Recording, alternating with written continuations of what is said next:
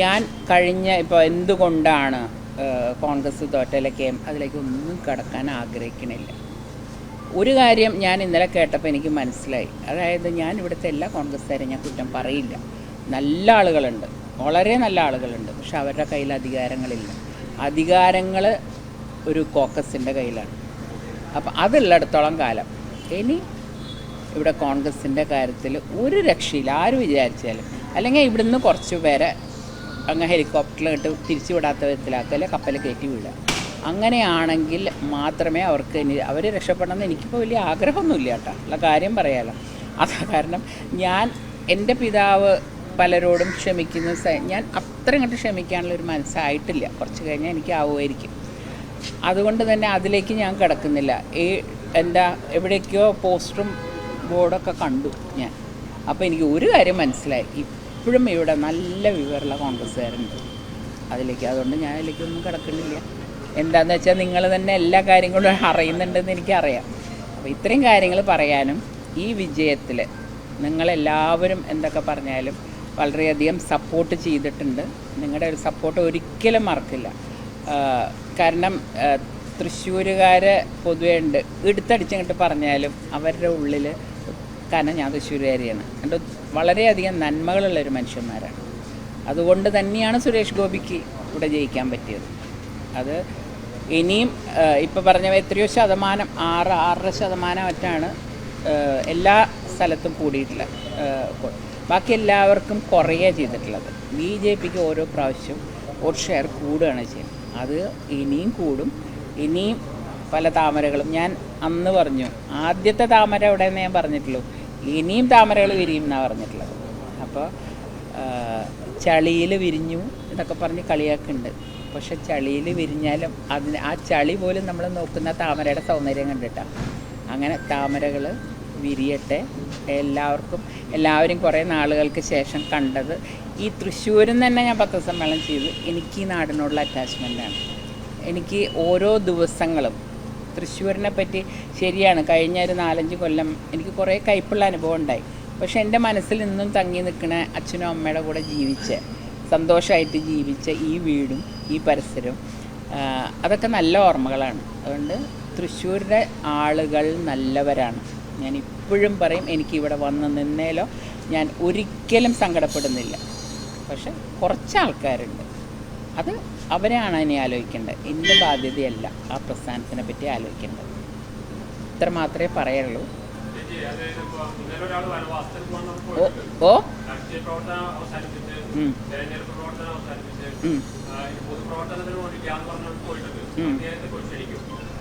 പോയി ക്ഷണിക്കുമെന്നാ? എങ്ങോട്ടേക്ക്? എന്തിനാണ് ക്ഷണിക്കേണ്ട കാര്യം? അദ്ദേഹം ബുദ്ധിയും വിവരമില്ലാത്ത ആളൊന്നുമല്ല, നല്ല ബുദ്ധിയുണ്ട്. ഞാൻ സംസാരിച്ചിട്ടില്ല. എന്തിന്?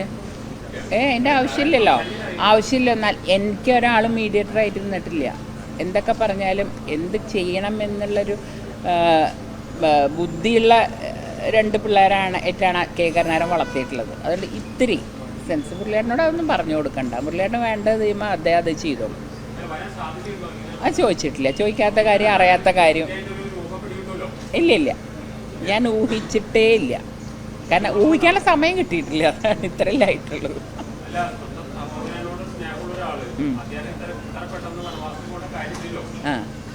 അല്ല, ഞാനോ എനിക്ക് സ്നേഹം എപ്പോഴും ഉണ്ട്. അയ്യോ, ഒരിക്കലും എൻ്റെ ഒരു രാഷ്ട്രീയമായിട്ട് ഞങ്ങൾ 2 ഇതിൽ നിന്നാലും ഞാൻ ഈ നിമിഷം വരെ കെ മുരളീധരൻ എന്തെങ്കിലും കുറ്റം പറഞ്ഞിട്ടുണ്ടാവും. എന്നെ എന്തൊക്കെ പറഞ്ഞു. പിന്നെ എനിക്ക് എൻ്റെ ചേട്ടൻ്റെ സ്വഭാവം അറിയാം. ദേഷ്യം വന്നാൽ എന്ത് പറയും, അച്ഛനെയായാലും അമ്മയിലൊക്കെ പറഞ്ഞു എന്ന് വരും. അത് കഴിഞ്ഞാൽ ആ ഒരു ഇത് കഴിഞ്ഞാൽ ആൾ താഴത്തേക്ക് പോവും. പറഞ്ഞോട്ടേന്നേ, ഞാൻ അനിയത്തിയല്ലേ. അയ്യോ, അത്ര ചീപ്പായിട്ട് അദ്ദേഹം പോവുമോ? എനിക്കറിയില്ല. കാരണം അദ്ദേഹം KPC പ്രസിഡൻ്റ് ആയിരുന്ന ആളാണ്, എല്ലാ ഇതിലും വരുന്ന ആളാണ്. പിന്നെ അദ്ദേഹത്തിനൊരു വേദന ഉണ്ടാവും. സ്വന്തം നാട്ടിൽ വന്നിട്ട് തോൽപ്പിക്കുക വെച്ചാൽ ഒരു മാന്യമായിട്ട് തോൽപ്പിക്കണ്ടേ? ഇതെന്തൊരു തോൽപ്പിക്കണേ? 3ാമത്തെ ഇലയ്ക്ക് ഇട്ടതാണ്. ഞാൻ ഈ പ്രസ്ഥാനത്തിന് പോകുന്നതിന് മുമ്പ് അദ്ദേഹത്തിനോട് ഞാൻ പറഞ്ഞതാണ് 2 ദിവസം മുമ്പ്. അന്ന് സഹോദരൻ പറഞ്ഞത് ശരിയാണ്, ഞങ്ങൾ സംസാരിക്കുമായിരുന്നു ഇടയ്ക്ക്. ചോദിച്ചപ്പോൾ ഞാൻ പറഞ്ഞത്, ഒരു കാരണവശാലും ഇങ്ങോട്ട് വരല്ലേ എന്ന് പറഞ്ഞപ്പോൾ അദ്ദേഹം എൻ്റെ അടുത്ത് പറഞ്ഞത് എന്താ അറിയോ? പറഞ്ഞ വാക്ക് അദ്ദേഹത്തിനോട് പോയി ചോദിച്ചോളൂ.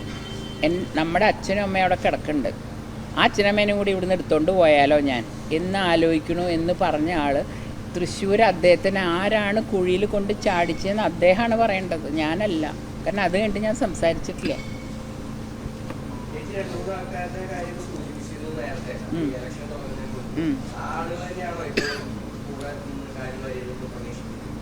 അല്ല, ഞാൻ ഇതിനൊന്നും ഉത്തരം പറയുന്നില്ല. എന്താ കാരണം അറിയാം? ഒന്ന് നിങ്ങൾ ആ വണ്ടി എടുത്ത് ആ DCC ഓഫീസിൻ്റെ മുമ്പിൽ പോയാൽ ആരൊക്കെയാണെന്നുള്ള അവിടെ എഴുതി വെച്ചിട്ടുണ്ടെന്ന് കേട്ട.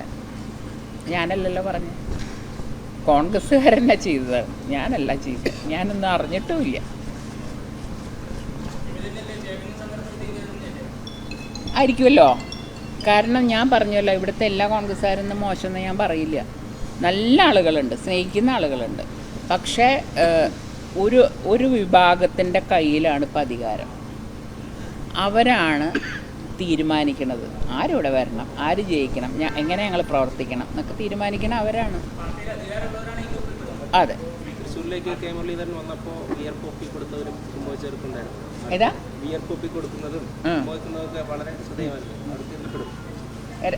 ഞാൻ പറയട്ടെ, അങ്ങനെ പറയുകയാണെങ്കിൽ ഒരാളെ മാത്രമായിട്ടൊന്നും നമുക്ക് പറയാൻ പറ്റില്ല, ഒരാളുടെ കീഴിലായിരിക്കുമല്ലോ. പിന്നെ ഉമ്മ വയ്ക്കണതും വേർപ്പ് ഒപ്പി കൊടുക്കണം മോശമാണെന്ന് എനിക്ക് തോന്നുന്നില്ല. കാരണം ഇത്രയും ആൾക്കാർ വരുമ്പോൾ നമ്മളായാലും വേർപ്പുകൊണ്ടൊന്ന് ബോധം കെട്ടുപോയി ഒന്ന് തുടച്ച് കൊടുക്കും. ആ തുടച്ച് കൊടുക്കണ വേറെ ഉദ്ദേശത്തിലാവരുതെന്ന് മാത്രമേ ഉള്ളൂ. ആ തലമുറ മാറിയല്ലോ, ആ തലമുറയുടെ കൂടെ നിന്നിരുന്ന കുറേ ആളുകളുണ്ട്. അത് അവരും മുഴുവൻ എന്ന് പറയാൻ പറ്റില്ല, അതിലും ഉണ്ടായിരുന്നു കുറേ ആളുകൾ. ആ ആളുകളും വേറെ പുതിയ ആളുകൾ വന്നവർ എല്ലാവരും കൂടി ചേർന്ന് ഇപ്പോൾ ഒരു കമ്പനി ആയിട്ടുണ്ട്. അപ്പോൾ അവരെല്ലാം കൂടിയിട്ടാണ് ഇത് ചെയ്യും എന്നും എനിക്ക് അറിയായിരുന്നു.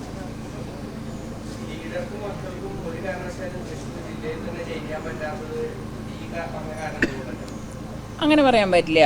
കെ കരുണാകരൻ തൃശ്ശൂർ ജില്ലയിൽ നിന്നല്ലേ 35 കൊല്ലം MLA ആയിരുന്നേ, മാള. ഈ ടൗൺ ഒഴിച്ച് ബാക്കി എവിടെ പോയാലും വലിയൊരു കുഴപ്പം ഇല്ല ശരിക്കും പറയാം.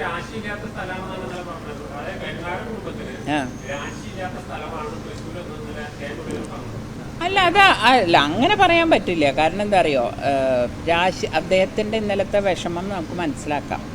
കാരണം സ്വന്തം സ്ഥലത്ത് വന്ന് ഇത്രയും ഒരു ദയനീയമായിട്ടുള്ളൊരു തോൽവി വരുമ്പോൾ അദ്ദേഹത്തിൻ്റെ മനസ്സിനുള്ള വിഷമം അത് നമുക്ക് എല്ലാവർക്കും, എനിക്കിപ്പോൾ ഒരു സഹോദരി എന്നുള്ള നിലയ്ക്കല്ല, അല്ലെങ്കിൽ എനിക്ക് മനസ്സിലാക്കാം.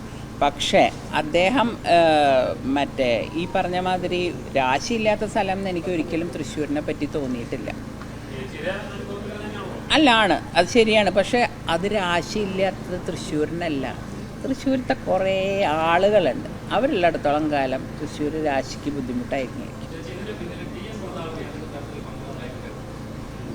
ഞാൻ ഇവരെ പറ്റിയൊക്കെ പറഞ്ഞു തീർന്ന് എനിക്ക് ഇനി സത്യം പറഞ്ഞാൽ ഇല്ല. അല്ല, ഞാൻ അതൊക്കെ തുറന്ന് പറഞ്ഞിട്ടുള്ളതാണ്. ഈ രണ്ടാമത് ആ പേര് പറയാൻ പോലും എനിക്ക് മടിയാണ് സത്യം പറയുകയാണെങ്കിൽ. ഈ തോൽവിയിൽ അദ്ദേഹത്തിന് മാത്രം ഞാൻ ഒറ്റ കാര്യം നിങ്ങളോട്, നിങ്ങൾ രാഷ്ട്രീയം അറിയുന്ന ആൾക്കാരിൽ ഒരു വിഭാഗത്തിൻ്റെ സപ്പോർട്ട് UDFന് എല്ലാ സ്ഥലത്തും, ഞാൻ പറഞ്ഞില്ലേ, ഈ രാഷ്ട്രീയം പറഞ്ഞ് പേടിപ്പിച്ചിട്ട് മോദിജിയുടെ പേര് പറഞ്ഞ് പേടിപ്പിച്ചിട്ട് ഉള്ളൊരു വിഭാഗം, അവർ ശക്തമായിട്ടുള്ള ഒരു ഏരിയയിൽ പോലും എന്തുകൊണ്ട് കെ മുരളീധരന് ഭൂരിപക്ഷം കിട്ടിയില്ല? ആ കമ്മ്യൂണിറ്റി ഇവിടെ ആരുടെ കയ്യിലാണ്? കോൺഗ്രസിൻ്റെ. മാത്രം നോക്കിയാൽ